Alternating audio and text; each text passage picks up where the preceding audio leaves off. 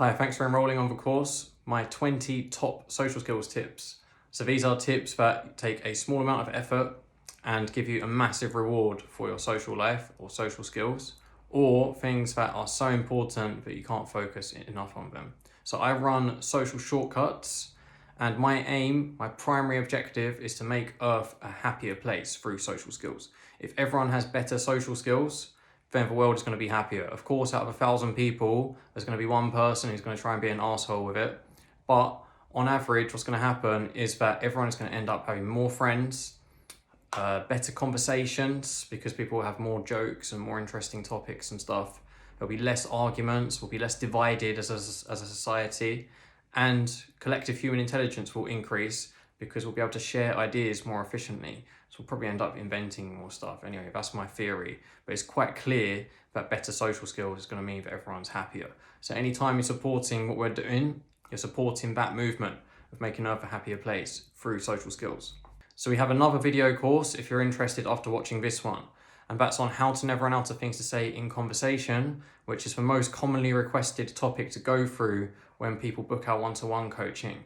It also goes through how to overcome nervousness in social situations, all of my information on that as well. And additionally, working on how to not run out of things to say in conversation simultaneously has the side benefit of making your conversations more engaging for everyone, including for yourself. Because if you're able to generate more topics, it's more likely there's going to be one that everyone likes. If person A can think of one topic to say and person B can think of 3 topics to say every time, person B is clearly going to have more interesting conversations. So that's what that course can give to you. It's about 4 hours long and it's split into sections. You don't have to study it all at once, obviously. If you run out of things to say in conversation, then that course will definitely solve it for you forever, as long as you obviously watch the course and follow what it says and practice the exercises yourself afterwards.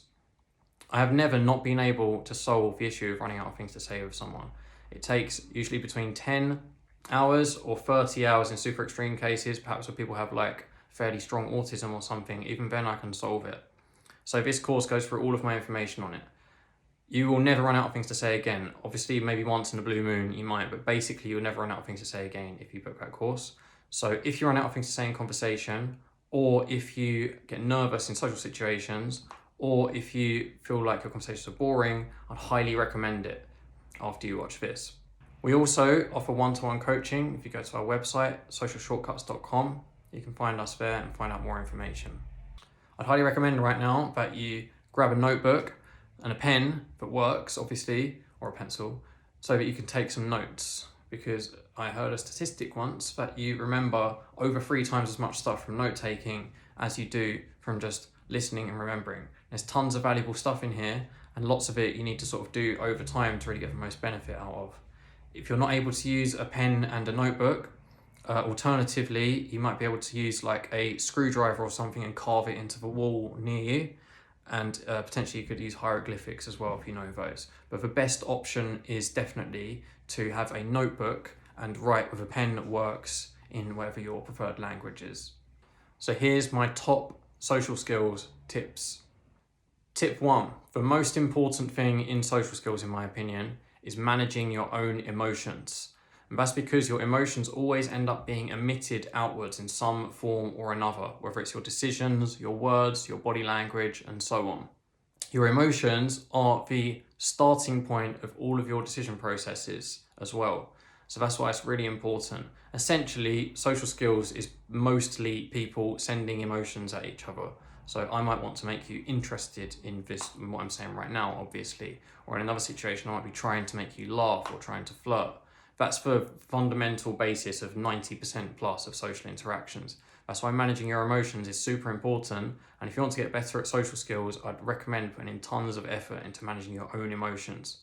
As our main goal is to make Earth a better place through social skills, managing your own emotions is where it starts. So it's much harder to make other people feel happy if you're not happy yourself, and then you end up having more positive interactions with others. Also, I believe if everyone on Earth had higher confidence, the world would be a better place too. High confidence is very rarely negative. People who have medium confidence can sometimes have their confidence emitted in a negative way, and that usually comes from a place of comparing themselves to others and saying like, I'm better than you or something like that. But people with very high confidence, I've found, are extremely rarely mean to people for no reason. So you might want to look this up. The human heart has a magnetic field that extends outside of you for quite a large distance. This has been known about by science since around 1960. You can look this up. Humans have the same genes that birds do that sense magnetic fields. The magnetic field of your human heart changes based on your emotions in terms of size. I haven't seen scientific evidence that it changes in terms of composition. Personally, I believe it does. But for just that alone, it's quite logical to conclude that we can feel each other's heart's magnetic field, right? And so many people say that they can sense someone behind them, or that they can feel someone's energy or emotions. So personally, I believe that that's the case, and it seems quite logical to me. If our heart has a magnetic field, we have the same genes that can sense it, and the field changes based off emotions, we can feel someone's presence and changes in emotion. At the very minimum, that their emotions changed, if not what their emotions are. So that's just another reason why managing your own emotions is so important, because not only does it get transmitted indirectly through your decisions, through your body language, through your words, but also straight away as energy. So the optimum emotional state for socializing, in my opinion, is 1, positive emotions. So usually that's going to be happiness. 2, sociable. And sociable is an emotional state. You can get into a mood where you're feeling more sociable or less sociable. 3 is confident, and 4 is calm. If you have these 4 things, then that, in my opinion, is the optimum emotional state for socializing, and it will help you perform way better and enjoy everything more and get better results. If you're someone who consistently has emotions that are blocking them socially, the vast majority of the time that's shyness or nervousness, but it can be other things as well. I'd highly recommend that you work on that first before you start working too much on other areas, and also try to not overcomplicate things. Keep things oversimplified until you've made that not so much of an issue anymore. For example, a lot of people who want to work on their nervousness, if they go into too much detail, right? So an example of a detail might be if you want to talk to someone who's sitting down and they've got a bag on one side of them, it's a bit better. It doesn't really make that much of a big difference, but it's a bit better to not sit on the side where the bag is, right? Because there's a chance they might think you're trying to rob them, and you've got a little bit of a barrier there, so it's not that great body language. But it's a small detail. Someone who's nervous, thinking about that can make them more nervous. So it's not worth it in terms of the cost and benefit ratio, because the effect on their nervousness is much more significant than any improvement to their social interaction that might happen from picking up on that small detail. So it's important, if you are consistently nervous or have a different emotion that's blocking you socially, that you work on that first and don't focus too much on details, because it's very likely to do more harm than good. Once you've overcome that, mostly, so a lot of times it's impossible to fully overcome. I still get nervous to an extent in some situations. Once you've done that, then you can start to think about more technical things. But remember, conversation, interaction, social interaction is the vast majority of it is emotions, not techniques and data. Just some very basic stuff on overcoming nervousness. Here's what you might want to do. 2 things at the same time. So 1 is rationalize. Think to yourself, is it really a big deal? What's the most realistic outcome? What's the worst thing that could happen? What's the best thing that could happen? Then, after the situation, so maybe you had a time where you was nervous, where you wanted to speak to someone, maybe hours later when you go home or something, write down what happened and write down what your emotions were, how you tried to get through them, how you might do better the next time. Over time, this is going to help you, because you'll be able to use your rational mind to start rewiring your emotional immediate response to stuff, which when people are nervous, the vast majority of the time is actually irrational. The second thing that you want to do, which is much more important, is figure out what's just outside of your comfort zone. So usually when people have social interactions, there's a pretty much linear scale of what makes them the least nervous to the most nervous. So asking directions to someone or speaking to someone you already know tends to be super easy. By the way, I've never seen anyone get rejected even one time for asking directions, and I've seen enough direction asking for probably 20 people's lifetimes, because I get people to do it as an exercise so much. Not once have I seen someone get rejected asking directions. So it's a good way to warm up or try to overcome your nerves if you're a very nervous person.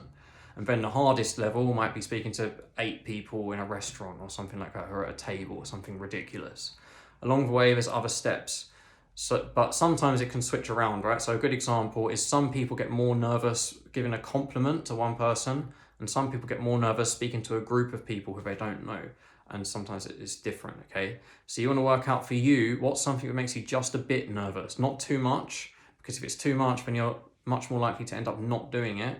And you're also somewhat likely to hurt your own emotions by trying too hard, and not too easy, because then you're not really going to make any progress. Something that makes you just a bit nervous, and then go out and do that kind of situation in whatever scenario that may be, and repeat it a load of times.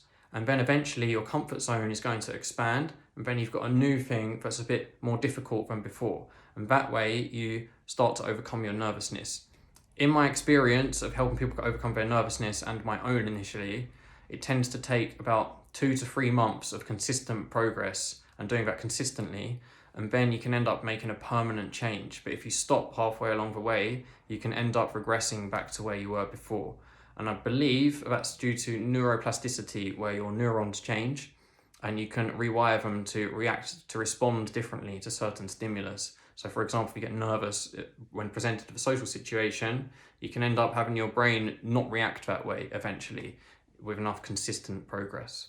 So our other course, How to Not Run Out of Things to Say, also goes through in full detail overcoming nervousness in much more detail than that. So if you get nervous in social situations and you want to work on that and you're willing to go through the course and you tick those 3 boxes, in my opinion, it's definitely worth going for. Tip number 2, base your self-worth, your confidence and your happiness on internal things rather than external things. So in my opinion, I honestly believe how confident you are, the majority of it is just you deciding how confident that you want to be. But in our society, we're kind of conditioned to base our confidence on external factors, like who likes me, how popular am I, how much money do I have, how much sex am I having, how many followers do I have, something like that. As soon as you start basing your confidence or your happiness on that, you lose control of your confidence and happiness, and it becomes unstable and ultimately lower. This is a big reason why there's lots of people who are rich and successful who are not confident and not happy, because their happiness and confidence is based on them being rich and successful, which in a certain situation they may lose control over. I base as much as possible, it's obviously probably impossible to do this 100% as a human animal with egos and stuff, but I as much as possible base my confidence and my happiness on, am I sticking to my own principles of being a good person? Stuff in the outside world can perhaps indirectly potentially affect that, maybe through temptation or like negative experiences or whatever, but it can't ultimately, I'm always capable of having control over it. Whereas something in the world outside of me, there could be situations where I don't have control over it. So it's much better to base your confidence and happiness on things that are internal and your beliefs and your principles. And you're also going to end up making the world a better place by doing that, because you're going to be more focused on being a good person than you are on satisfying your own ego. So some other tips on increasing confidence, that's definitely the main one. There's 2 really. So one is recognize that you have way more control of your confidence just by you deciding how confident you want to be than you might think. And obviously it's not possible to just flick a switch, but if you discipline your thoughts over time, like I said, usually I find in about 2 to 3 months, you can permanently change how you're thinking about yourself. And the second one is to, as much as possible, base your confidence and your happiness on internal stuff. However, as a human animal, I believe it's probably impossible to completely do that 100%. So here's some obvious things to work on that will improve your confidence. The main one, in my opinion, is probably exercise, because exercise directly affects your hormones and your brain activity, as well as to being something that you can do like a hobby, and it affects how you look and it affects your health as well. Other ones are nutrition, does the same thing. If you're eating healthy, it's going to directly affect your emotions, as well as other side benefits like you're going to look better. Social skills is a big one, obviously, because largely our confidence is based on interactions with other people and a lot of the time comparisons, which I'm going to come onto in a second. Another one is try to do something that you're good at consistently, even if it's something that's not that important, like you're really good at a computer game or something. Try to do that sometimes, because that's good for your confidence. If you have a hobby or something that you're good at, don't stop doing it. A lot of people stop doing their hobbies after they leave school a lot of the time, and I think it's a mistake. And comparisons in terms of confidence and basing your self-worth on within yourself.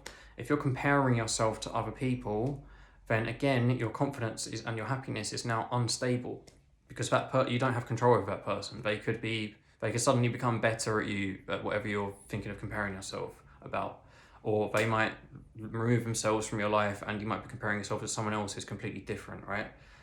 And it's also very ego-based.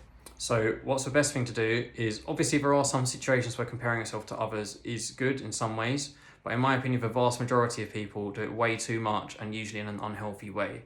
So what I'd highly recommend is that 95% of the time you are comparing yourself to your past self only. And it's not in terms of the results that you're getting necessarily, but in terms of your mindset around whatever you're doing or trying to be good at, and in terms of how much effort you're putting in.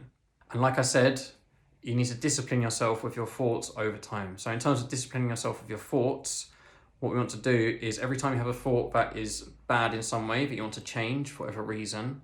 So in this case, let's say you compared yourself to someone, just try to prompt yourself to change it. And even if you remember later, 2 hours after that you did that, that's fine. Just make a point of remembering that moment and remembering again and saying to yourself, oh, this is how I could have thought about it differently. And if you're consistent with it, you're going to get faster and find it easier, and you're going to start doing it automatically without realizing, and eventually it's going to become completely naturalized. Another quick thing about comparisons is social media. If you're following accounts that make you feel self-conscious, so maybe you're comparing your looks to someone or your success to someone or whatever, I'd highly recommend that you don't follow those kinds of accounts. Obviously, if it's someone that you know, it might come with complications in terms of your friendship or whatever. But if you're seeing something consistently and it's making you feel negative, then what's the point? And I'd recommend more following accounts that are positive and give you like motivation and hope and stuff like that. Top tip number 3 is exercise. If you really want to get better at social skills, I'd recommend that you should really be exercising pretty much every day or every single day, with some exceptions, obviously. It makes a huge difference, mostly because it directly affects your emotions and your confidence. And confidence is the most powerful thing in social skills, in my opinion. Obviously, it's within the bracket of managing emotions, which is the most powerful thing. So by exercising, you're going to feel more confident, not just from looking better, but just directly as a result of how the exercise affects your body. Secondly, it's going to make you look better over time.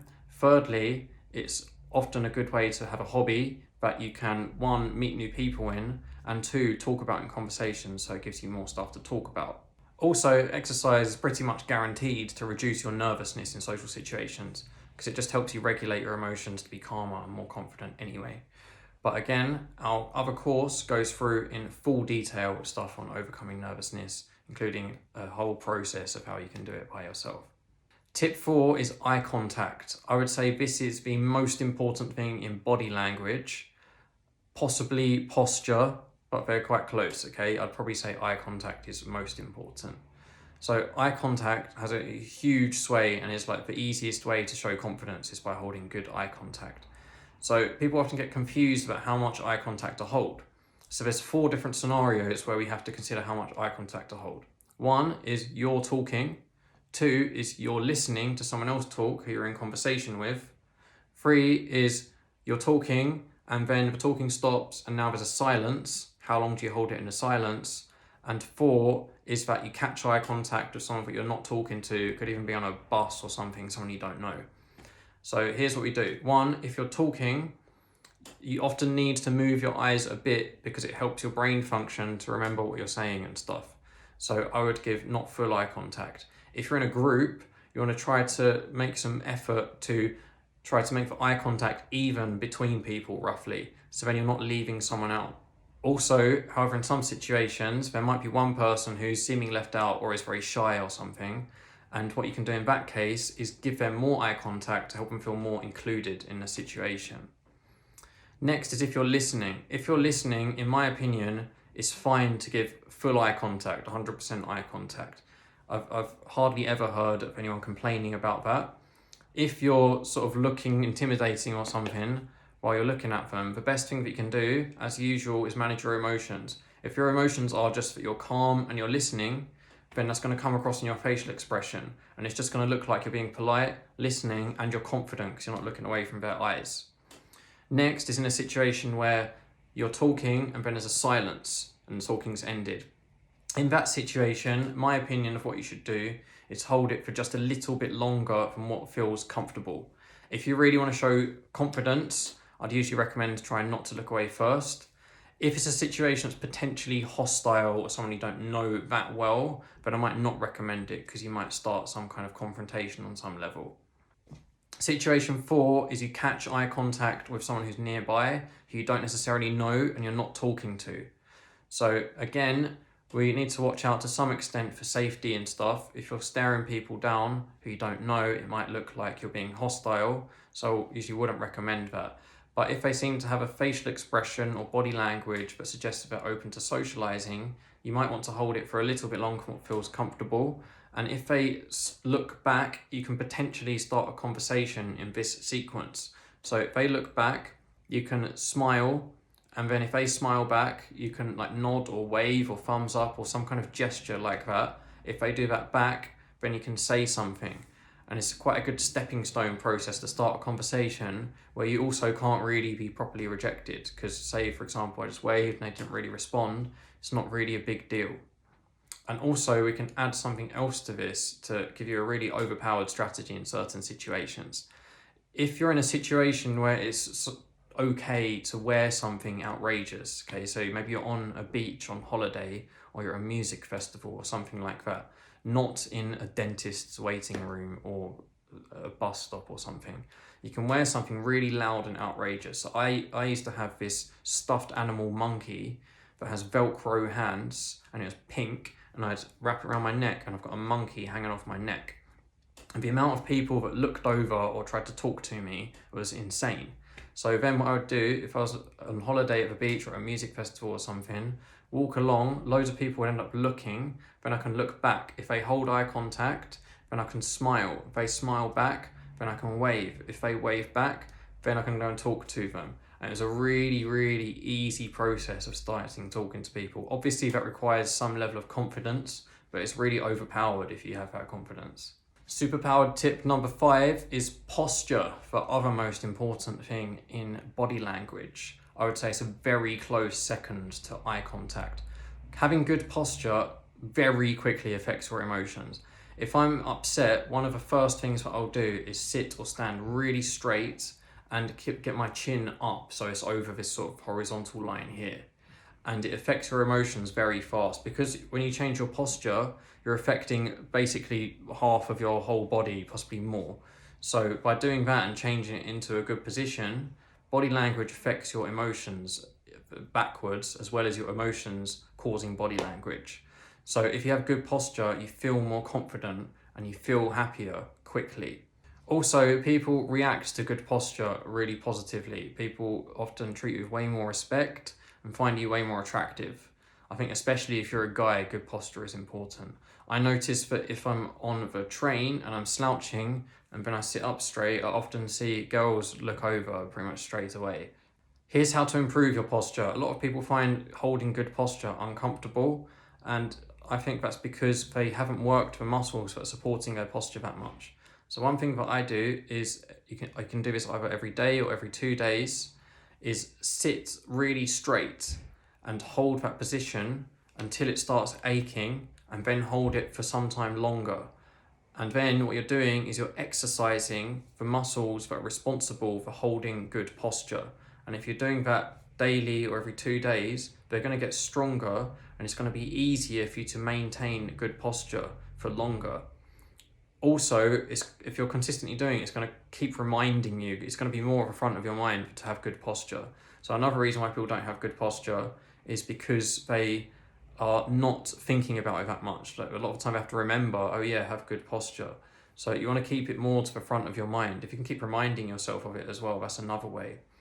This exercise that you do, you want to time it either from when you keep your back straight or from when it starts to ache, and then try to improve your time and you're making those muscles stronger and stronger. Also, another thing with posture With a good posture, doesn't have a back completely straight. The back is in kind of an S shape like that, right? And then the head, a lot of the time people have their head forwards a bit, so I do this sometimes. So you want to keep your chin and back like that at the same time. Tip number 6 is emotional non-reactivity to things, especially social aggression. Managing your emotions, as I described earlier, in my opinion, is by far the most important thing in social skills. If someone's trying to be mean to you and it affects your emotions, they now have some control over your most important thing in social skills. They are, to some extent, managing your emotions for you, and often in a negative way. So if you're in a hostile social confrontation where people are arguing, the most powerful thing that you can do is not have your emotions be affected. So obviously that's easier said than done. You need to have some level of confidence, not be insecure too much. But mainly, one of the main things that you can do is, if you notice it affected your emotions, just try to make it stop doing that before your neurotransmitters and your chemicals in your brain actually change, and then the emotions become more permanent. So for example, if I see something that bothers me, it after a while it's going to affect my brain chemistry, which then will take longer to reverse.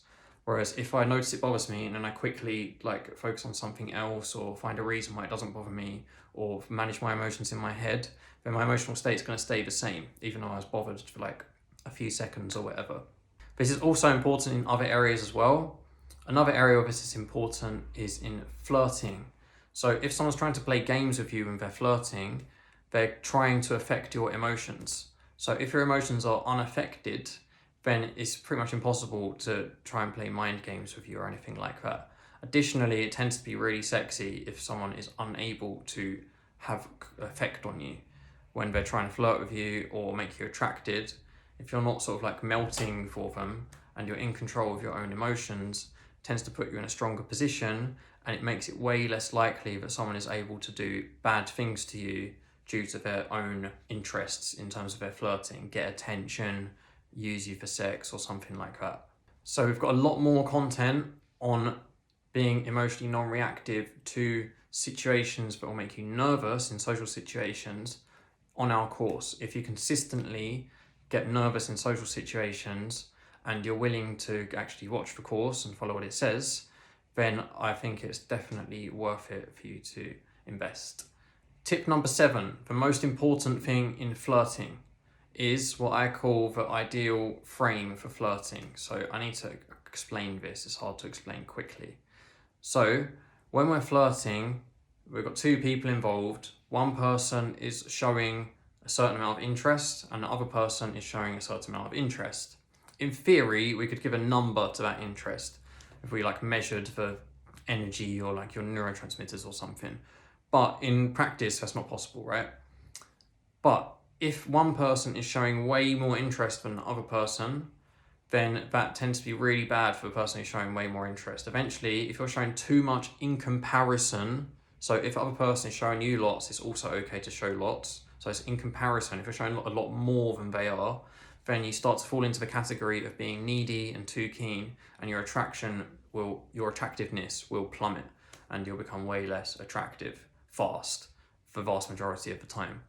The opposite is also bad if you actually do want to engage with them in a flirtatious way, because they are then going to become quite likely to look for other options. If it doesn't seem like you're interested at all, they might come to the conclusion that you're being mean to them, even if you're not, because their ego will get triggered and they might become bitter afterwards and want to try and avoid you. If you hurt someone's ego and they've been let down, then they're likely going to either not want to engage with you or do something bad back, which obviously isn't the right thing to do, but people are often led by their egos. So that's why that one's bad. So you don't necessarily have to flirt back, okay? So say someone is flirting with you a lot and you don't want to upset their feelings and you want to still be friends with them, but you're not interested, you can instead give them attention that's non-flirtatious and just talk to them, make jokes, make it clear that you're not dismissing them and trying to ignore them and stuff.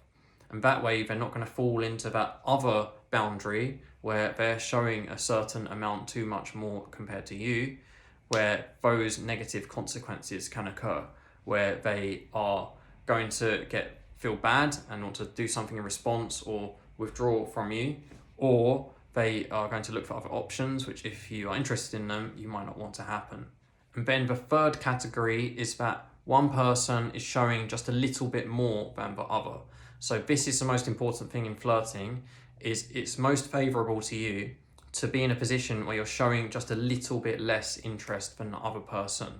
So this is one that can sort of lead down the road of negative manipulation. So I just want to stress again that to make the world a better place, we want our primary intention in every social interaction to be that we're aiming to give a positive result to the people that we're interacting with the exception of situations where we're defending ourselves from someone who's clearly being hostile to us, which is a very small proportion of social encounters.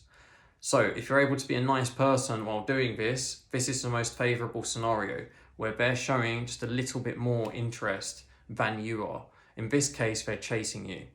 Usually in straight situations, the guy is showing more interest before sex and the girl is showing more interest after sex. Obviously, there's tons of exceptions, but that's the most common scenario. So if you're a guy and you can reverse that, or if you're a girl and you can reverse that after sex happens, then it's super, super powerful. So how can you get to that point? So if you feel like you want to show more interest, you can do simple things like complimenting them or texting them first or getting them a gift or something like that. If you need to reduce your interest, it tends to be a bit harder to reduce it than to show it, bear in mind. You can do things like withdraw your attention for a little bit, or tease them in a non-insulting way. That's also a good one. And also another thing that you can do is sort of challenge them and say like, oh, are you really good at, I don't know, kissing or something like that? And then they want to prove themselves to you. So you put them in a position where they want to prove themselves to you. Again, that can be used in a negative way. So ideally, we won't be doing that to make Earth a better place, which is my main aim from coaching social skills. Next top tip is reusing things. Most people don't reuse things in social situations that worked enough. So in my opinion, this is most important in humor when you're making jokes. If you make a good joke, the first thing that you should do, if you can see that your audience liked it and they found it funny, is look for a way that you can add to it or use it again in a different situation, maybe just changing it a little bit. So for example, a simple wordplay joke about plants, I can hand you a leaf and say, hey, leave me alone. So some people might find it hilarious, some people don't really like that kind of joke. If the person who received it found it really funny, first thing I should do is make more. Like, that tree looks tremendous, or who planted that there, or where did that idea stem from? Things like that. This also applies to other things as well. So if you start a conversation topic and it's clear that everyone's interested in the topic, maybe engineering or something, and everyone's really into it, don't immediately leave the topic. And if it does end, bring it up again later.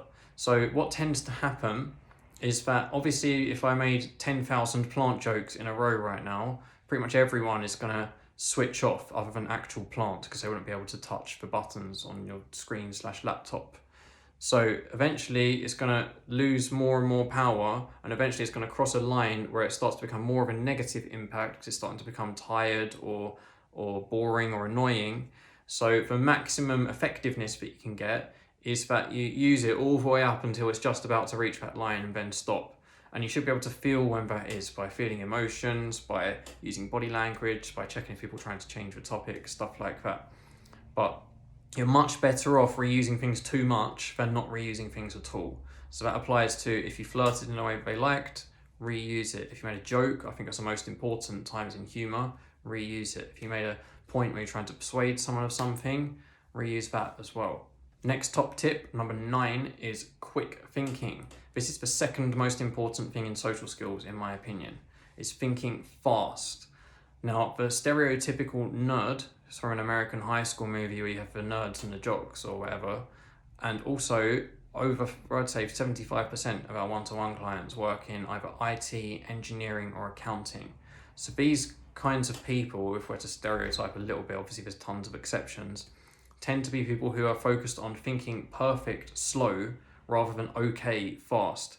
Social skills massively favours speed over quality, because a person that tries to be a perfectionist in social situations almost always ends up doing worse because they have a great solution to something that doesn't exist anymore.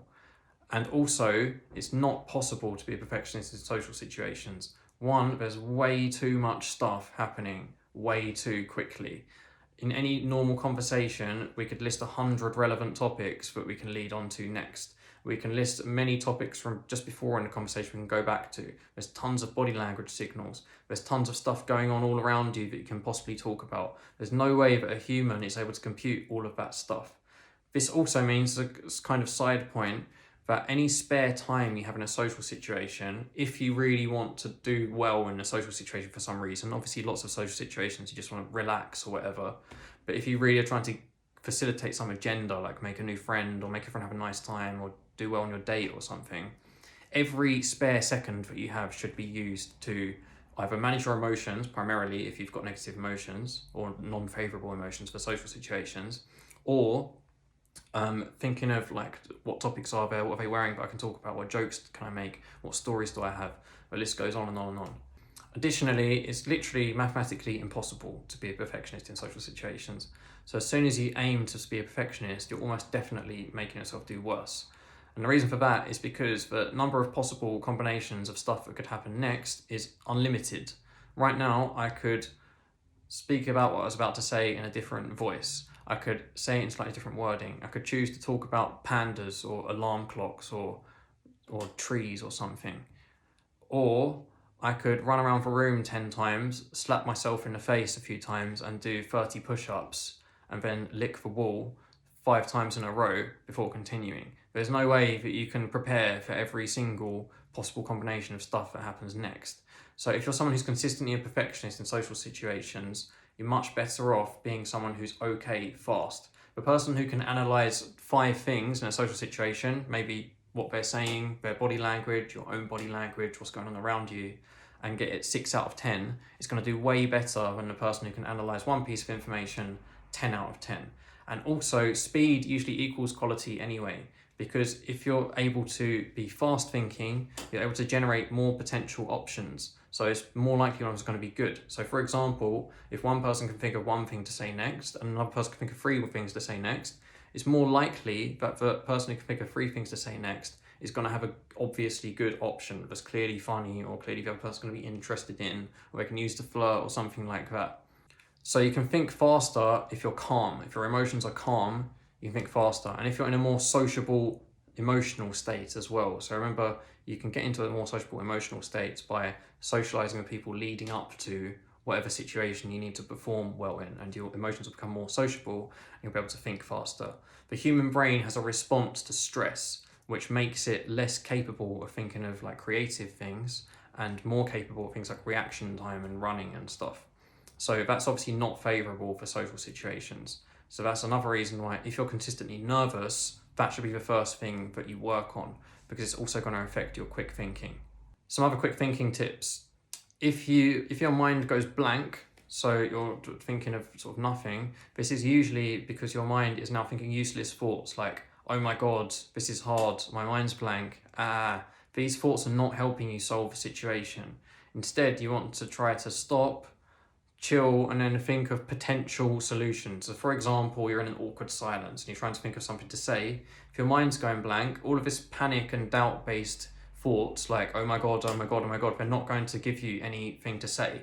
So instead of that, you might think, how about this thing I remember from earlier? How about this thing I can see? What's the last thing that I looked at on the internet?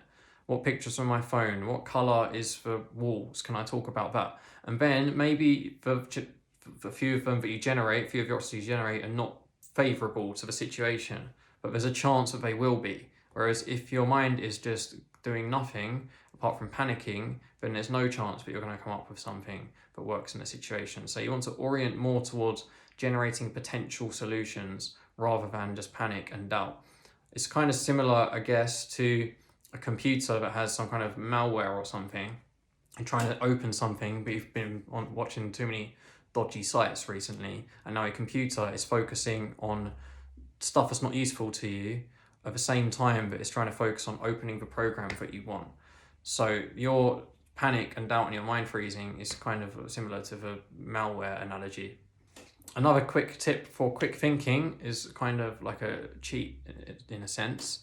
You can buy yourself more time to think, right? By doing things like talking more slowly or using more words or saying to people, oh, wow, look at that thing over there. And then you get a few seconds bought for yourself to think of something. Or you can ask for other person or people a question and then you buy yourself more time to think. That's also something that's useful if you're doing public speaking. If you're nervous at the start, ask a question and then your audience will say something and you get more time to start to be more relaxed in front of everyone. On our How to Never Run Out of Things to Say course, we have a bunch of different exercises that you can practice. And I've also gone through a bunch of different exercises on my TikTok account, which I would imagine is where most people are coming from who see this. And when you're doing these exercises, always prioritize being quick over than doing more than doing it correctly. That's more important. If you can do it fast and some of them are wrong, that's much better than doing it slow and getting them all right. And what you can also do is time yourself and try and get things correct faster. Obviously, if we can do it both correct and fast, that's even better.